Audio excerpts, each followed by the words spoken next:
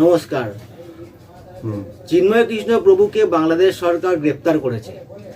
আমার বিনীত প্রশ্ন, চিন্ময় কৃষ্ণ প্রভু কি কোনো বেআইনি কাজ করেছেন? উনি কি মানুষের মধ্যে ভেদাভেদ তৈরি করেছেন? উনি কি কোনো মাদকদ্রব্য পাচার করেছেন? উনি কি কাউকে খুন করেছেন? উনি কি কোনো সন্ত্রাসবাদী কার্যকলাপের সাথে যুক্ত? কোন অভিযোগে, কোন অপরাধে তাকে গ্রেপ্তার করা হলো? চিন্ময় কৃষ্ণ প্রভু বা ইস্কন, পরবর্তীকালে উনি পুণ্ডরিক ধামের অধ্যক্ষ হয়েছিলেন, তাদের কাজ হচ্ছে ধর্ম, প্রেম, সনাতনী প্রচার করা, সেটা সনাতনীদের জাগ্রত করা।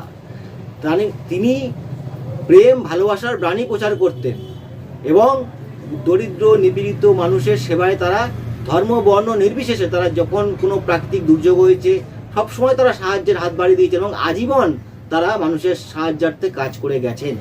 এরকম একজন সনাতনীকে গ্রেপ্তার করার কারণ কি?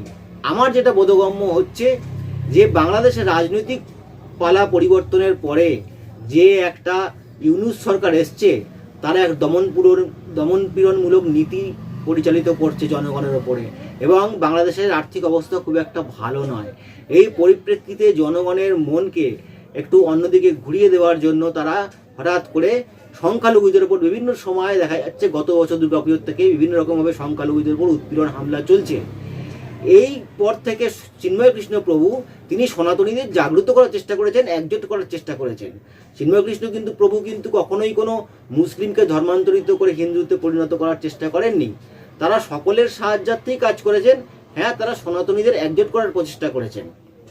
সেইটাতেই হয়তো শাসক শিবির ভয় পেয়ে গেছে এবং তাকে একটা মিথ্যা মামলায় একটা বড় ধারা দিয়ে তাকে গ্রেপ্তার করেছে। কিন্তু এটা মনে রাখতে হবে, চিন্ময় কৃষ্ণ প্রভু, ইস্কন, এদের সারা পৃথিবীব্যাপী ভক্ত। এটা কিন্তু একটা আন্তর্জাতিক বিষয় হবে, আন্তর্জাতিক ইস্যু হবে এবং বিশ্বের সকল প্রান্তের শান্তিপ্রিয় গণতন্ত্রগামী সচেতন মানুষ নিশ্চয়ই তার মুক্তির দাবিতে আওয়াজ ওঠাবেন।